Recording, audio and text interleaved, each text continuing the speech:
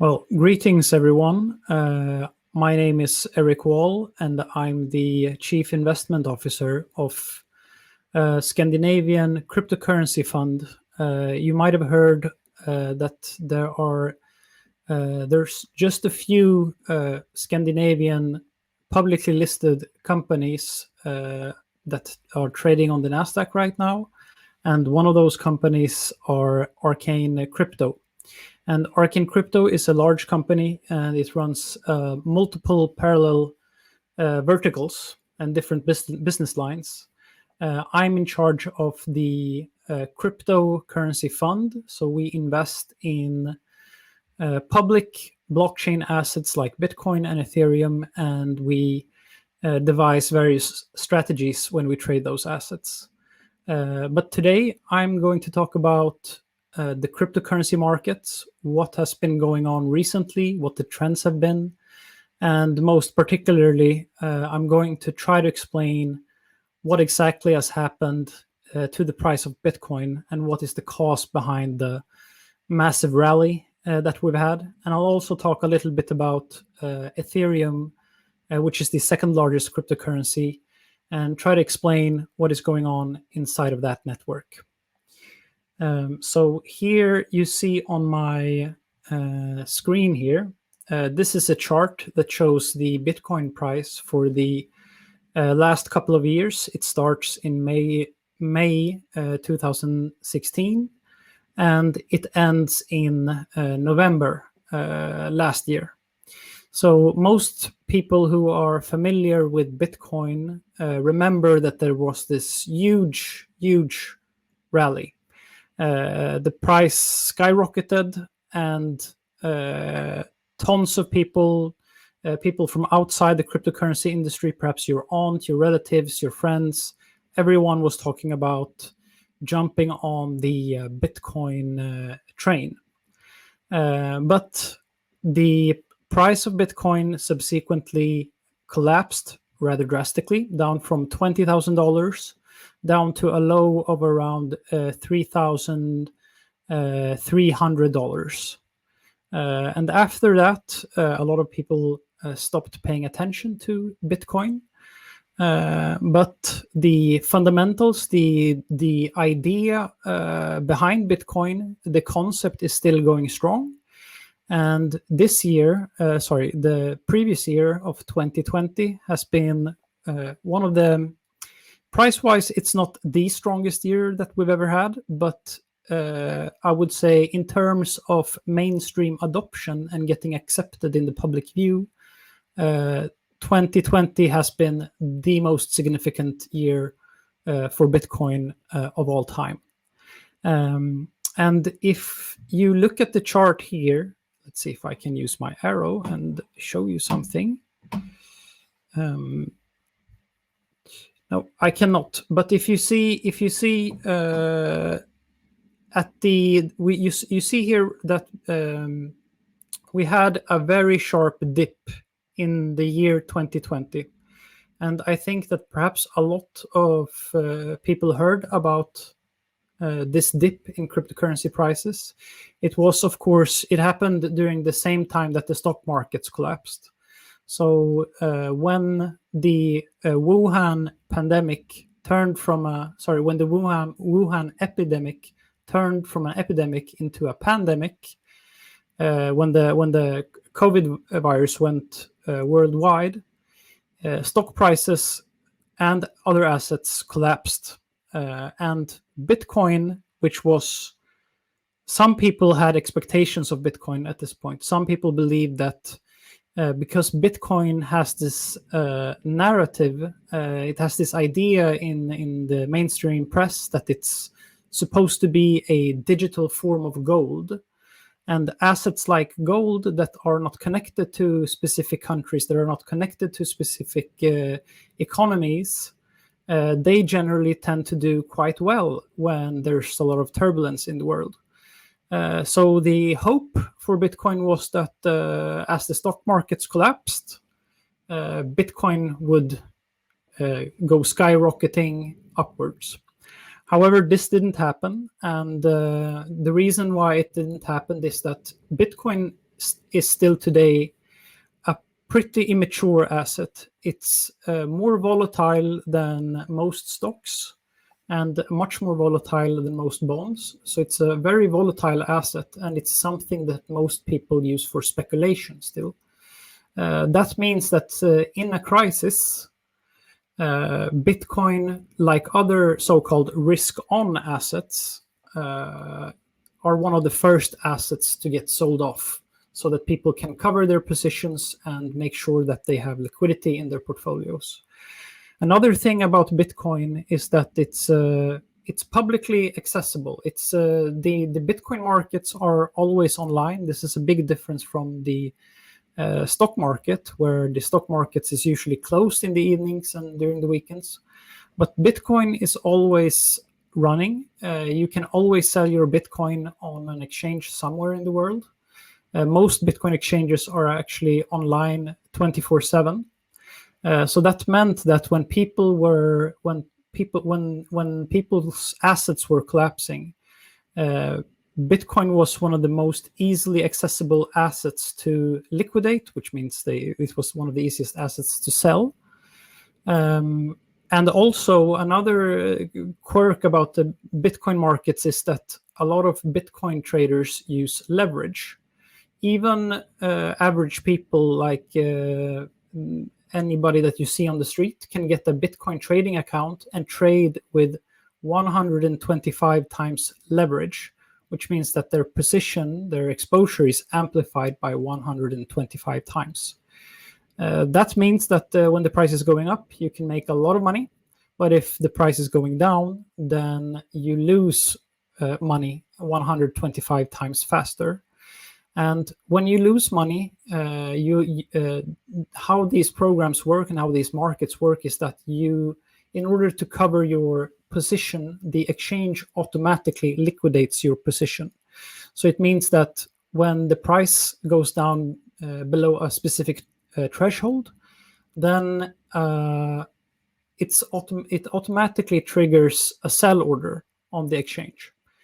And this can have a cascading effect. So it starts with a few people that are getting liquidated because the price is crashing and they are trading with leverage. And that causes the price to go down even more. That causes other people to get their liquidation thresholds hit. And it just keeps going like that in a cascading effect. And that's why the Bitcoin price collapsed from around $8,000 down to $3,800. So it was a massive collapse. So the stock markets collapsed around 40% on between March 12th and March 16th. But Bitcoin collapsed 60%. So it had a much larger drop than other asset classes. And that was a reason why a lot of people got worried about Bitcoin, if it really was going to be this asset that we had dreams of it becoming. But I'm here now to explain a little bit why Bitcoin behaved this way. I've already told you a little bit about how it's always accessible and it's one of the first assets to be sold. But I'm going to show you another chart here. So this is actually a chart that shows how gold behaved during the financial crisis of 2008. So in 2008, around that time, we also had a stock market collapse. So you could have expected that gold would go up when the stock markets was collapsing, but instead gold was also collapsing in the beginning. And this is because when people are losing a lot of their wealth in their portfolios, they need to sell other assets that they can sell to cover up their losses, to sort of stabilize their financial situation. And the asset that most people want in this type of situation are dollars. So they will sell everything. It doesn't matter if it's stocks, if it's gold, or if it's Bitcoin. In a very large, widespread crisis, people sell everything. So even gold fell around 30% in 2018. But after that, it recovered, and gold in the end of 2019, gold was back at all-time highs. So it was, if you understand sort of how these markets work, you can sort of understand that this is generally a good time to buy. If you have some capital on the sidelines and you see the price of an asset like gold or Bitcoin collapsing during a crisis, that can be the ideal moment of opportunity for you to enter the market. So there were actually a lot of us that made this analysis. I was not the only one that when the media started calling and asking about what is going on with the Bitcoin price, I was not the only one that said that yes, it looks very bad right now, but I'm expecting that Bitcoin will reach peak levels by the end of the year. There were other financial and Bitcoin analysts that made the exact same assessment. And the reason, of course, the reason why you can draw this conclusion is that the idea of Bitcoin is that it's a scarce asset, right? It's a money where the supply cannot be inflated. You cannot change the total number of Bitcoins. So if you see, for instance, that the money that we use and spend in our daily lives is getting wildly expanded. Here's a chart of the money stock. This is the US dollar money stock. This shows how many dollars are out in circulation. And what's interesting about this chart is that you can see that around 25% of all the dollars that are in circulation right now were created in 2020. And this was, of course, the central banks and the stimulus packages from governments that caused the situation, where they were trying to address the economic pressure that various businesses were under during the COVID crisis. You remember the lockdowns, and a lot of companies were about to go bankrupt. And in that situation, a government feels like they need to expand, they need to print money in order to keep the economy going. But what that means is that, well, if you print more money, what happens to the money that is already out in circulation? Well, it gets diluted and it loses value. So an asset like gold, where the supply is constrained, where it's fixed, that's an asset that will typically do well in relation to the US dollar. And the same thing for Bitcoin. And the magnitude of this crisis and the magnitude of the response from the central banks is actually completely unprecedented if you look at it in historical terms. In the modern age, I don't think that we have seen anything nearly like it. So I have a chart here that shows how the money supply has been expanded before. And this chart is not fully updated because you see here that in the 40s during the World War II, the money supply was expanded by almost 27% during 1 year. And we reached around 25% in 2020.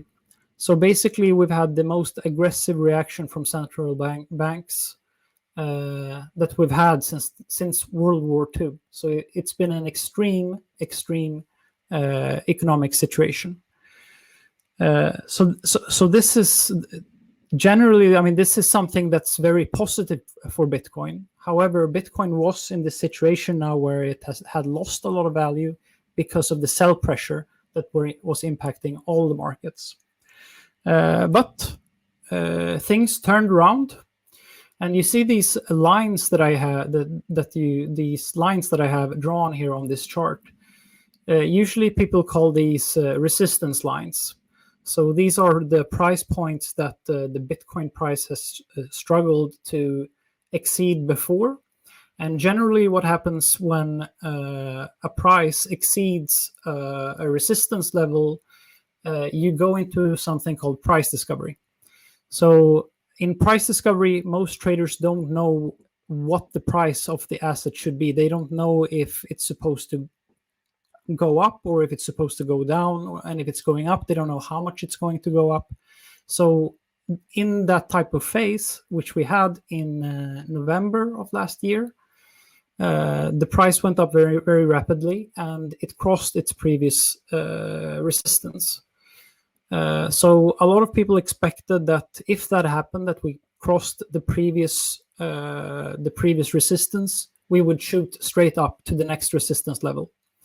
And that is exactly what we did.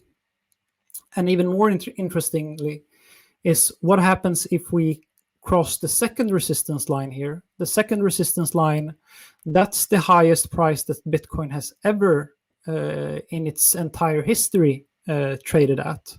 If we cross that line, then you know that all the news media are going to start to write articles that the Bitcoin price is higher than it's ever been before. So it starts like a cycle. And I'm going to show you the next picture so we can see what happened after Bitcoin crossed this level. That's what happened to the price of Bitcoin. So we reached $42,000. We've dipped a little bit since then, but now hopefully I've given you a little bit of context exactly of what has been going on in the Bitcoin price and why so many people are talking about it. But before this happened, before we reached this price point of $42,000, we also saw that Bitcoin was getting introduced into the public debate in a way that it had never been discussed before. So here's one example. There's a publicly listed company called MicroStrategy. Their CEO, Michael Saylor, he came out publicly in, I believe it was in August, and said that they are experiencing it like the dollars that they have in their corporate treasury. A corporate treasury is the amount of cash that the company has on hand. Their corporate treasury, which was hundreds of millions of dollars, since the monetary supply was getting expanded so rapidly and the dollar was getting diluted, he felt it as if he was sitting on a melting ice cube, and he wanted to allocate this money to an asset that was more like gold, where the supply was fixed. But he saw in Bitcoin something that was shared the characteristics of gold, that it was scarce, but also that it was digital, so it was much easier to transport. So that made, and also the valuation of Bitcoin is much lower. It's just a couple of percent of gold, which makes it a much more interesting investment case. So Michael Saylor was not the only one to make that analysis. Stanley Druckenmiller, who's widely regarded as one of the most formidable investors of all time, made the same analysis that if gold is attractive in this economic climate that we're in, then Bitcoin will probably do even better. And we've had a number of investors like this. Just today, actually, Ray Dalio from Bridgewater also came out and said that he now sees Bitcoin as a contender to gold. And this is extremely important because it means that now hedge funds all over the world are starting to look at Bitcoin as something that belongs in their investment portfolios. So Bitcoin is sort of maturing into this mature asset class that has a position inside an institutional investor's portfolio. And this is something that Bitcoiners have dreamed about happening, and now it's happening. So let's look a little bit at the exchange volumes. We can see that on the cryptocurrency exchanges, Bitcoin is and other cryptocurrencies are breaking records. There's more billions of dollars of cryptocurrency being traded on exchanges now than has ever been traded in the past. And that's a record that we just broke last month in December, and now this month in January we've almost doubled that previous record. So there's a tremendous amount of interest in trading cryptocurrencies right now, and it has to do with that institutional capital, those big bags of money that is coming in into Bitcoin. Because if you look at the search volume, then Bitcoin is definitely very, very hot right now, but it's not as big as it was in the end of 2017. So regular people are waking up to the Bitcoin phenomenon again, but the ones that are driving up the price the most are actually these larger financial players. And you can also see that when you do analysis of the Bitcoin ledger, you can see that there are more and more large wallets popping up that shows that the institutions are building out positions in Bitcoin.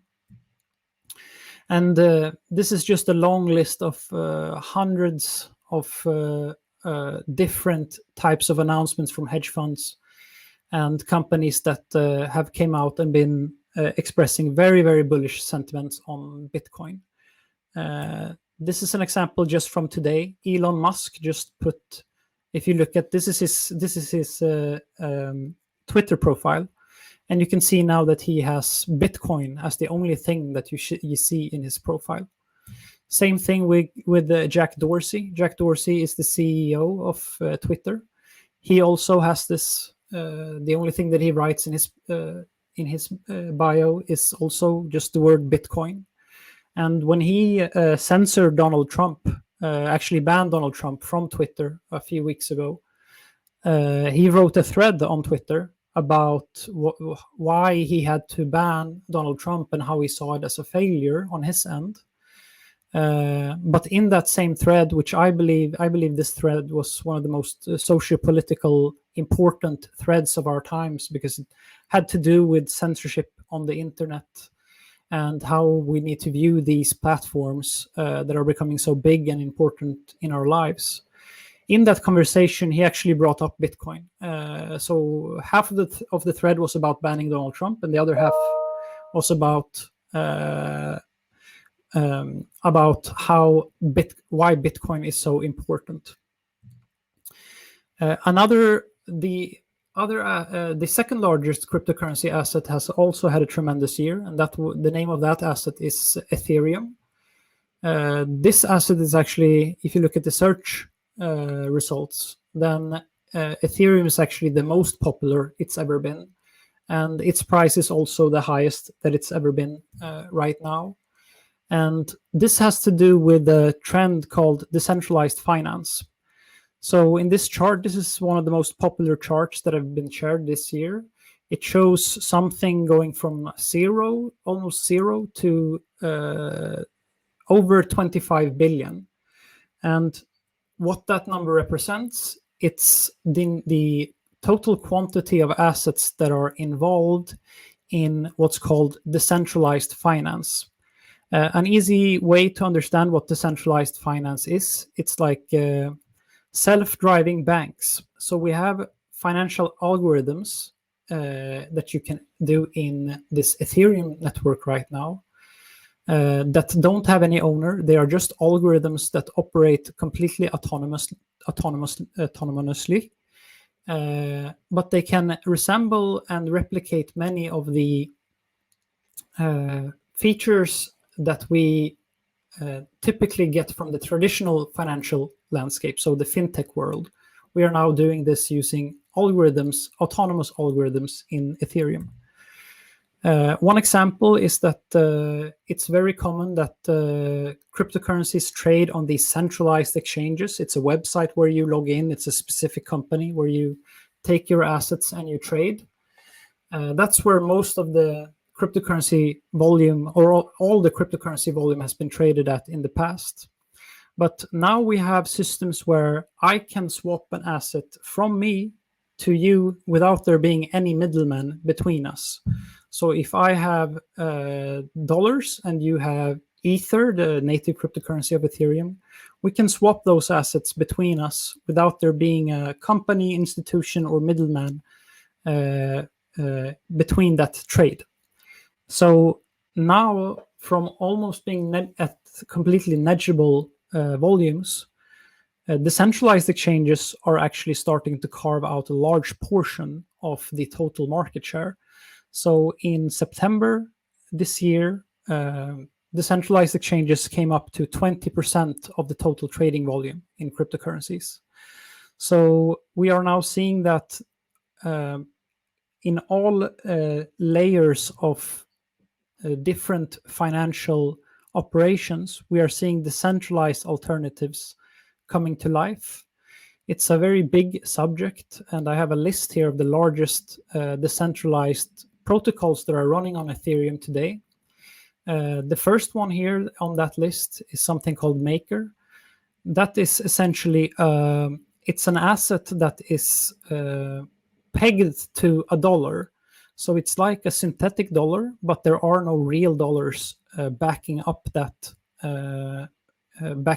currency. So what you basically have done is you've taken a small portion of cryptocurrency, a small portion of Ether, and you've packaged it into a box that's worth $1. And you can trade these boxes around as if they are dollars, but you don't need a bank account to actually own these dollars. So this is something that can allow, for example, people in Venezuela, Argentina, to own dollars without having a bank account. And with that, I think that I am out of time, but hopefully I've given you a little bit of update of what's going on in the cryptocurrency industry and in Bitcoin and Ethereum. And if you want to know more about me or contact me, then you can always find me on Twitter. My name is Eric Wall. And the easiest way to contact me is to just send me a direct message there. I try to answer all the requests that I get into my inbox. And yeah, that was it. Thank you very much for listening.